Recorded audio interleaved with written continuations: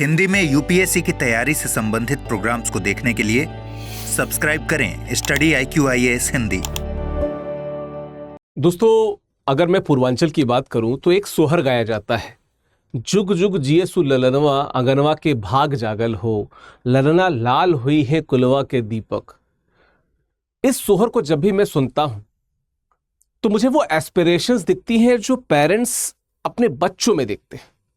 जब उन्हें लगता है कि बेटा बड़ा होगा, बेटी बड़ी होगी तो कुछ अच्छा नया करेगी, इनोवेटिव करेगी, कुल का नाम रोशन करेगी, बड़े अधिकारी बनेगी, सीएम हुई है, उससे ऊपर डीएम हुई है।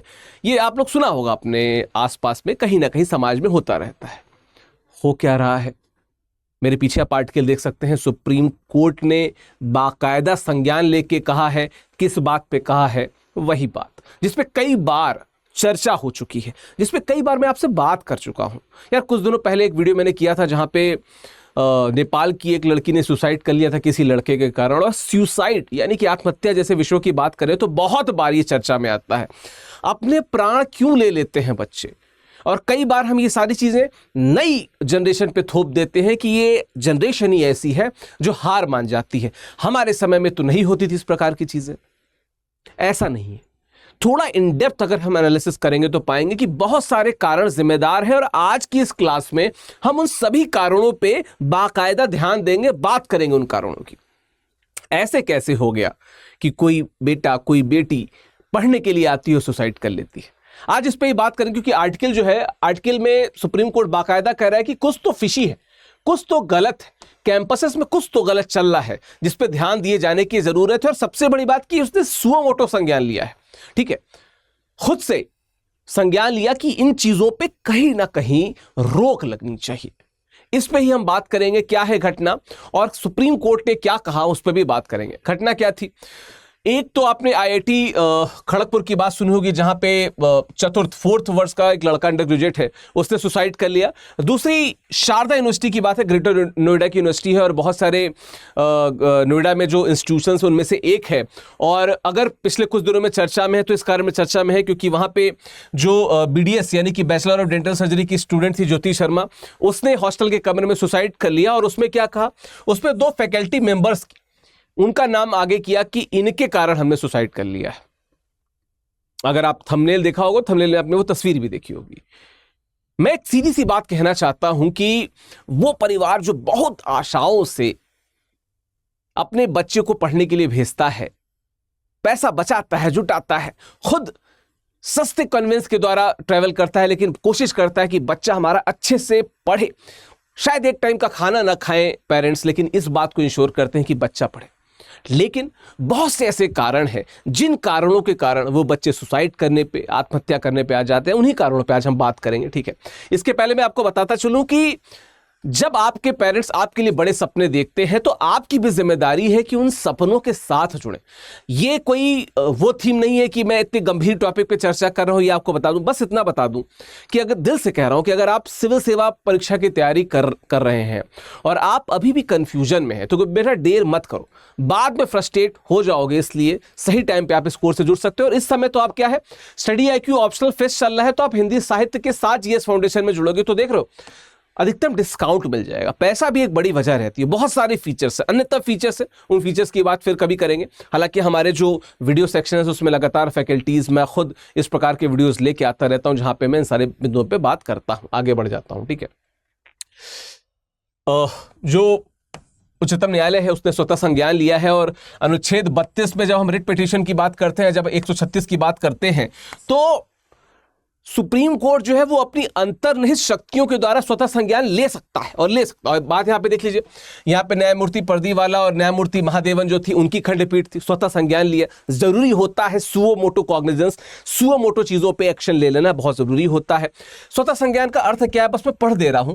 न्यायमूर्ति के बिना किसी याचिका के केवल समाचार पत्रों और मीडिया रिपोर्ट के आधार पर इस मामले को जब वो सामने ले आते हैं तो इसको स्वतः संज्ञान कहते हैं। कई बार जुडिशियल ओवर रीचिंग करके इसको साइड कर दिया जाता है, पर कई बार ये जरूरी होता है। हमें ऐसा लगता है कि जुडिशियल एक्टिविज्म एक लिहाज तक बहुत सही होता है और इस केस में सही प्रश्न पूछे गए। ठीक है, उच्चतम न्यायालय ने क्या कहा इस पे देख लेते हैं। तो जस्टिस जेबी पर्दीवाला और आर महादेवन की पीठ ने इन बढ़ती घटनाओं को गंभीरता से लेते हुए क्या कहा, कुछ तो गड़बड़ है। वो मीम आता है ना, आपने भी देखा होगा, कुछ तो गड़बड़ है दया, देखा होगा आपने, है ना। कोर्ट ने तुरंत एफआईआर दर्ज करने और मामले की जांच में तत्परता बरतने की आवश्यकता को ठहराया है और कोर्ट ने स्पष्ट कहा कि यदि एफआईआर दर्ज करने में देरी होती है या इस प्रकार की जो प्रक्रियाएं होती है इसमें लापरवाही होती है तो संस्थागत जो प्रबंधन के खिलाफ अवमानना की याचिका, ठीक है, अवमानना की याचिका जारी की जाएगी सुप्रीम कोर्ट के द्वारा, ठीक है। ध्यान रखिएगा, सुप्रीम कोर्ट सीरियस है इस मामले को लेकर, ठीक है। और क्या था, रिपोर्ट और समिति की बात, क्या कोर्ट ने दोनों संस्थानों यानी कि आईआईटी खड़गपुर और शारदा यूनिवर्सिटी दोनों की बात की है कि प्रबंधन से विस्तृत रिपोर्ट मांगते हुए यह निर्देश दिया कि उन्होंने घटना के बाद कौन कौन से कदम उठाए। आप वीडियो सेक्शन में जाएंगे या स्टडी IQ मेन चैनल पे जाएंगे तो मैंने एक वीडियो किया था कि किस प्रकार से नेपाल की स्टूडेंट ने सुसाइड किया था, बड़ा फेमस रहा था कुछ दिनों पहले वो विषय। उस पर काम नहीं हुआ यार, उस पर बहुत से सजेशंस आए, बहुत से सिविल सोसाइटी के मेंबर्स ने, मेमोरान ने उस पर बात रखी, बट उस पर कुछ एक्टिविटी नहीं ली गई। यहां पे देखो क्या होता है। खैर, तो कौन कौन से कदम उठाए, एफआईआर कितनी जल्दी दर्ज हुई और अब तक की प्राथमिक जांच का विवरण क्या है। इसके साथ ही वरिष्ठ अधिवक्ता अपर्णा भट्ट को एमिकस क्यूरी के रूप में नियुक्त किया गया है ताकि कोर्ट को निष्पक्ष जानकारी मिल सके। पहली बात तो जो भी स्टूडेंट इस विषय को देख रहे हैं, पढ़ रहे हैं, यूपीएससी तैयारी करना चाहते हो ना, बहुत मजबूती से, अच्छी से, कमेंट बॉक्स में मुझे बताना कि एमिकस क्यूरी का अर्थ क्या होता है। अगर मैं सही हूं तो हमारे वीडियो सेक्शन में दसियों बार इस टॉपिक को कवर किया जा चुका है। अभी बता दूं कि कई बार एक निष्पक्ष तटस्थ सलाह भी जरूरी होती है, उस कारण अपर्णा भट्ट जी को यहां पे नियुक्त किया गया है, कमेंट बॉक्स आपके कमेंट से भरे रहने चाहिए, आपके कमेंट्स बहुत इंपॉर्टेंट है हमारे लिए। चलो बात करें तो भारत में छात्र आत्महत्या की बात कर ले जाए तो अगर पिछले कुछ वर्षों की बात की जाए तो महाराष्ट्र में बहुत ज्यादा सुसाइड्स देखे गए हैं। उसके बाद की बात करें तो मध्य प्रदेश दूसरे नंबर पे है जहां पे लगभग 1308 के आसपास सुसाइड मामले देखने को हुए हैं। भारत में कम से कम हर घंटे एक छात्र आत्महत्या करता है, ऐसा रिपोर्ट कहती है, ठीक है। ऐसे रिपोर्ट्स कहती हैं कि हर घंटे एक स्टूडेंट जो है वो सुसाइड कर रहा है। शॉकिंग है, शॉकिंग। और क्या है, अगर पिछले दशक की बात की जाए तो 0 से मतलब 24 वर्ष तक की आयु समूह के जनसंख्या के मतलब आबादी जो है वो घट गई है। जो पहले एक 24 वर्ष तक की उम्र की आबादी थी वो पहले 582 मिलियन थी, वो 581 मिलियन हो गई है, लेकिन फिर भी आत्महत्या की दर बढ़ गई है, ठीक है। जो पहले 6654 थी वो, एक मिनट, जो 6654 थी वो क्या हो गई है, 13,044 हो गई है। अब क्या है, बहुत से लोग कहते हैं कि जनसंख्या वृद्धि के कारण इस प्रकार की दिक्कतें हो रही हैं। रिजल्ट क्या कहते हैं, उत्तर क्या कहते हैं कि जनसंख्या वृद्धि के कारण तो नहीं हो रही, क्योंकि जनसंख्या तो इनकी यहां पे घटी है, रिलेटिव जनसंख्या, सापेक्षिक जनसंख्या घटी है, तो इसका मतलब कारण कुछ और है। उन कारणों पे भी हम लोग एक बार बात कर लेंगे, ठीक है। देखा जाए तो अगर आत्महत्या के लैंगिक वितरण की बात की जाए तो 43.49% मामले महिला छात्राओं के थे, 56.51 पुरुष छात्रों के थे। और यह आंकड़ा क्या दिखाता है कि यह समस्या कितनी स्पेशल है और सिर्फ किसी स्पेसिफिक लिंग तक नहीं है, यह समस्या पुरुष और महिलाओं दोनों में इक्वली हमको देखने को मिलती है, ठीक है। वार्षिक वृद्धि दर की बात कर ली जाए तो छात्र आत्महत्याओं में जो वार्षिक 4% की जो वृद्धि देखी जा रही है, ये सीरियस कंसर्न है। मतलब सुसाइड के जो रेट्स हैं वो इस रेट से बढ़ रहे हैं, which is something to be taken care of, जिसका ध्यान दिया जाना चाहिए। चलिए कारणों की बात कर लेते हैं अगर, तो संभावित कारण क्या क्या है। रैगिंग और मानसिक उत्पीड़न।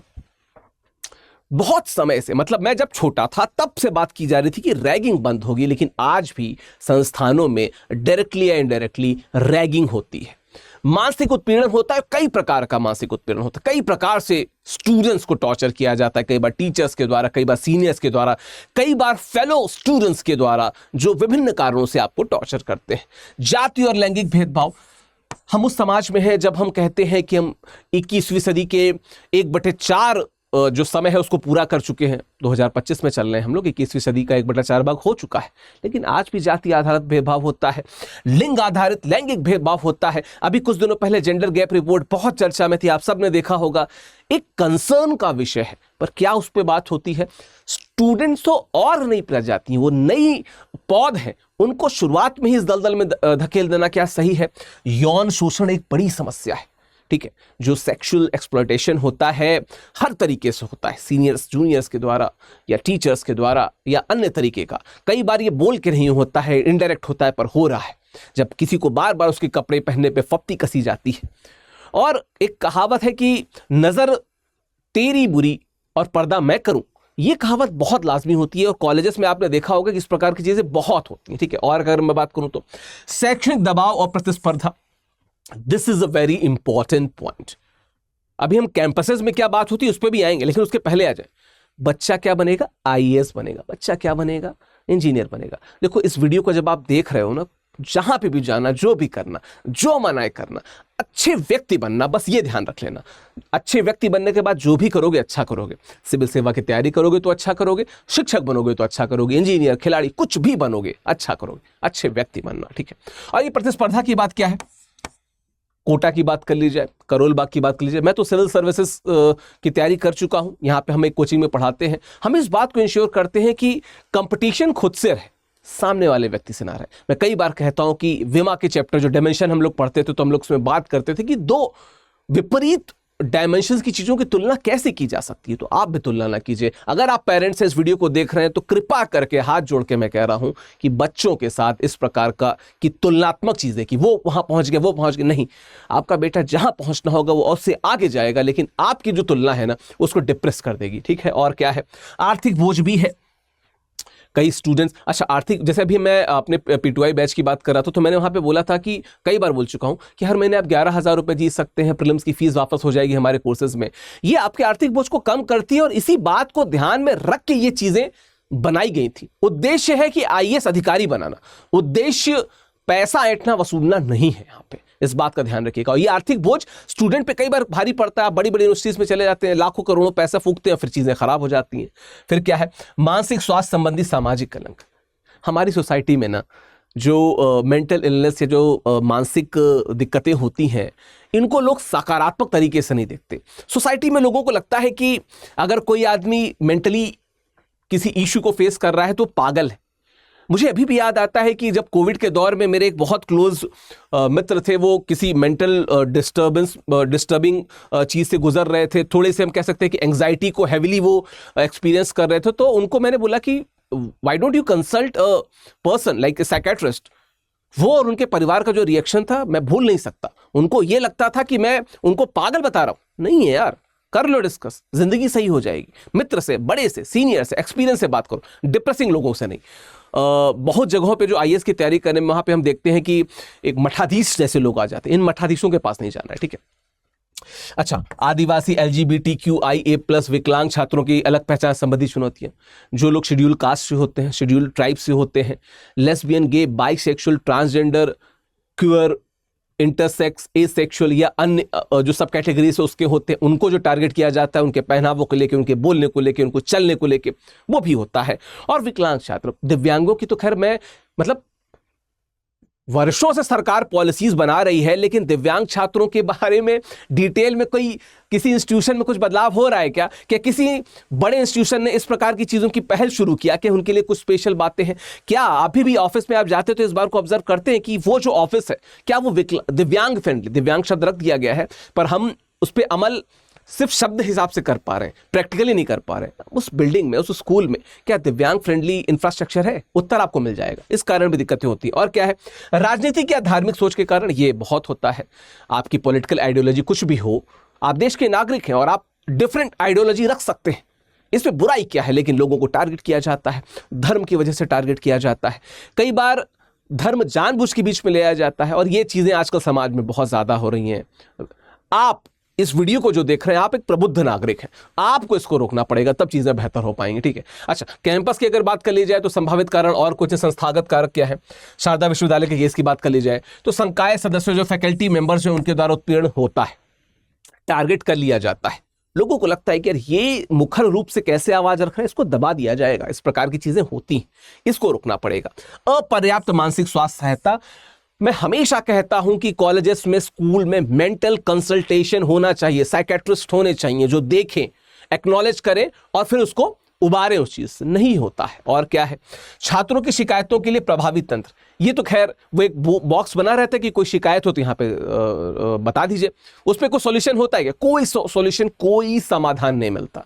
वो बॉक्स बस बॉक्स बना रह जाता है, उसके जो उसमें जो सजेशन होते हैं उनको कचरा पेटी में डाल दिया जाता है और कुछ नहीं होता है। ये अगर इन चीज़ों पर कार्य कर लिया जाए तो शायद समाधान मिल जाए, पर फिर वही बात, समाज के तौर पे हम किधर जा रहे हैं हम देख रहे हैं यहाँ पे, ठीक है। चलो, और क्या है? संस्थागत जवाबदेही की कमी या धार्मिक सोच के कारण उत्पीड़न। संस्थागत जवाबदेही यानी कि इंस्टीट्यूशनल जो रिस्पॉन्सिबिलिटी, इंस्टीट्यूशनल जो अकाउंटेबिलिटी होती है, उसकी कोई बात नहीं करता है। अभी पहली बार ऐसा हुआ कि supreme court suo motu cognizance इस केस में ले रहा है या इस प्रकार के केसेस में ले रहा है। कल को उसने अगर रिस्पॉन्सिबिलिटी तय कर दी ना, अकाउंटेबिलिटी तय कर दी ना, तो पता चलेगा और निश्चित तौर पे तब सुधार होंगे। तो this is a very good क्या कहते हैं decision taken by supreme court, and yes इस पे होना चाहिए काम, ठीक है। अंतर्राष्ट्रीय तुलना की बात कर ली जाए तो फिनलैंड का मॉडल क्या है शिक्षा व्यवस्था में? न्यूनतम परीक्षा दबाव, एग्जाम का कोई दबाव नहीं है, कौन क्लास में बेस्ट है ये नहीं, किस में क्या बेस्ट है इसका ध्यान दिया जाता है, ठीक है। व्यापक मानसिक स्वास्थ्य सहायता, बहुत मैं बार बार कह रहा हूं, अभी नॉर्वे में एक मैं सीनियर राइटर को बात कर रहा हूं जो बेसिकली डॉक्टर हैं, प्रवीण झा जी, आपने उनके बहुत सारे किताबें आर्टिकल पढ़े होंगे। उन्होंने बाकायदा इस बात पे जोर दिया कि किस प्रकार से मानसिक स्वास्थ्य का ध्यान रखा जाता है नागरिकों का। शिक्षक छात्र अनुपात में संतुलन, 1000 शिक्षकों पे एक स्टूडेंट होगा तो फिर तो भूली, सॉरी 1000 स्टूडेंट्स पे एक शिक्षक होगा तो फिर तो आप भूल ही जाइए, चीजें बहुत दूर है ना। चलो, जापान की बात कर लिए तो देखिए जापान में आत्महत्या की समस्या थी, लेकिन क्या हुआ वहां पे स्कूल काउंसलिंग कार्यक्रम शुरू हुए, वहां पे सामुदायिक सहायता नेटवर्क बने, वहां पे मानसिक स्वास्थ्य के प्रति जागरूकता बढ़ाई गई। आपको पता है ना कि मानसिक स्वास्थ्य के प्रति वहां पे मंत्रालय भी है, वो बाकायदा यूथ में इस चीज को देखता है, तो इस पर काम किया गया। इससे क्या हुआ?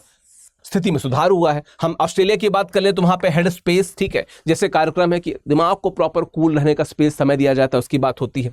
युवाओं के लिए विशेष मानसिक स्वास्थ्य सेवाएं हैं वहां पे, समग्र कल्याण दृष्टिकोण वहां पे अपनाया जाता है। तो इस प्रकार की चीजें हमको देखने को मिला जिससे फायदे हो रहे हैं, हमको इन प्रैक्टिसेस पे ध्यान देना होगा। चलिए, अगर वे फॉरवर्ड की बात की जाए संस्थागत स्तर पे, प्रत्येक शैक्षणिक संस्थान में अनिवार्य परामर्श केंद्र हो और उसकी अकाउंटेबिलिटी भी तय की जाए। फिर क्या है?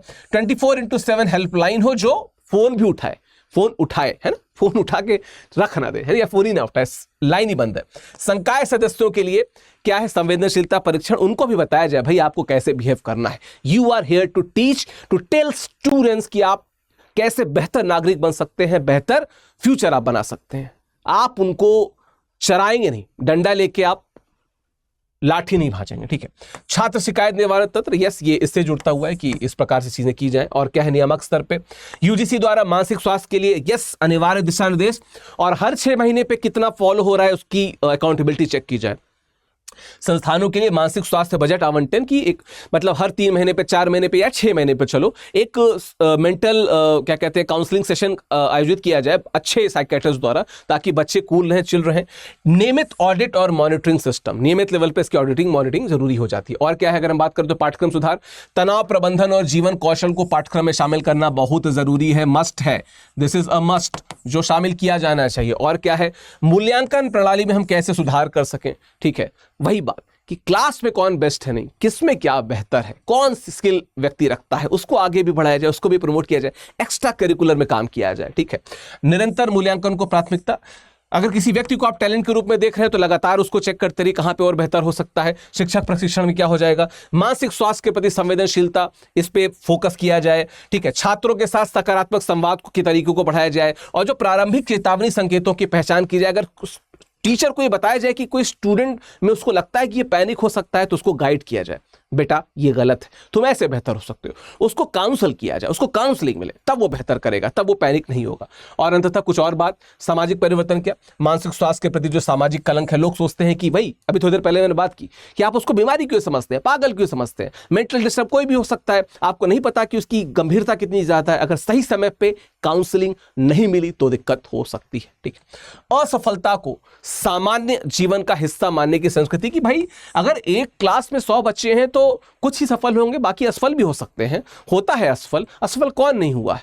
असफल तो सिकंदर भी हुआ है, असफल तो बहुत सारे लोग हुए, प्रयासों में तो असफल, हमने पौराणिक कथाओं में बड़े बड़े देवी देवताओं को असफल होते हुए देखा हुआ, तो क्या बुराई है उसमें? प्रतिस्पर्धा की बजाय सहयोग पे जोर देना, यह बहुत जरूरी है, ठीक है। एक दूसरे से कंपटीशन नहीं, कंपटीशन खुद से, एक दूसरे का सपोर्ट किया जाए। नीति का सुधार क्या है? शिक्षा नीति में मानसिक स्वास्थ्य को प्राथमिकता दी जाए, बजट आवंटन में मानसिक स्वास्थ्य सेवाओं को और ज्यादा इंक्लूड किया जाए, और क्या, अनुसंधान और डेटा संग्रह को बढ़ावा दिया जाए ताकि पता चल सके कि चीजें कहां पर खराब हो रही हैं, कहां पे बेहतर हो सकती हैं। ठीक है, अंततः हम क्या कह सकते हैं? मैंने बहुत सारे सुधारों की बात की है।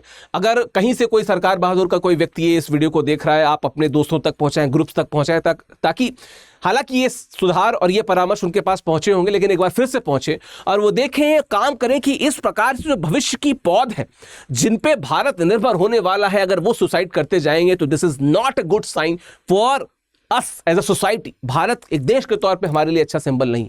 मैं कई बार इस पे वीडियो बना चुका हूं, फैकल्टीज बनाते हैं, टीचर्स बनाते हैं, पर वीडियो बनाने का पर्पस तब सर्व होगा जब एक साइड बच्चे भी सीखे कि एकदम पैनिक नहीं होना, यू हैव ऑप्शंस, एटलीस्ट सारे ऑप्शंस ट्राई कर लो, और फैकल्टीज की तरफ से कि भाई देख लो, कोई व्यक्ति एंग्जाइटी में कुढ़ा जा रहा है, मरा जा रहा है, उसको सपोर्ट करो, तब आप बेहतर भविष्य और बेहतर देश का निर्माण कर सकेंगे। ठीक है, चलिए, मैं जो बता रहा था कि चूंकि इस समय हमारे यहाँ पे स्टडी IQ ऑप्शनल फेस्ट चल रहा है, तो जो हमारा हिंदी साहित्य का जो मैं पढ़ाता हूँ, GS फाउंडेशन के साथ आप इस बैच को ले सकते हैं, और 24 जुलाई को ये फेस्ट खत्म हो जाएगा। यानी 23 जुलाई को वीडियो देख रहे हैं, 24 जुलाई को, सॉरी आप ये 22 जुलाई को वीडियो देख रहे हैं, 24 जुलाई को फेस्ट खत्म हो जाएगा। तो कोशिश ये करिएगा कि अगर आप के पास पैसे का कंस्ट्रेंट है तो आप इस बैच से जुड़िए, आपको देखिए अधिकतम डिस्काउंट मिलेगा, और हर महीने इसके बाद आप 11,000 रुपए जीत सकते हैं हमारे रैंकर्स टेस्ट में आके। आपकी फीस भी वापस हो जाएगी अगर आपका प्रीलिम्स हो जाता है। आप PRP में सेलेक्ट हो जाएंगे तो दिल्ली में आके आपके रहने की, पढ़ने की सारी तैयारी स्टडी IQ कराएगा। इन सभी बातों का ध्यान दिया जा रहा है,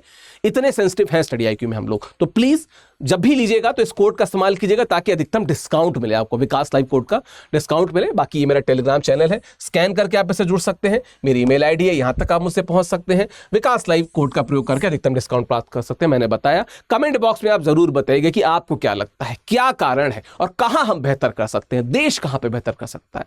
thank you so very much, धन्यवाद। स्टडी IQ IAS, आपका सिलेक्शन हमारा मिशन।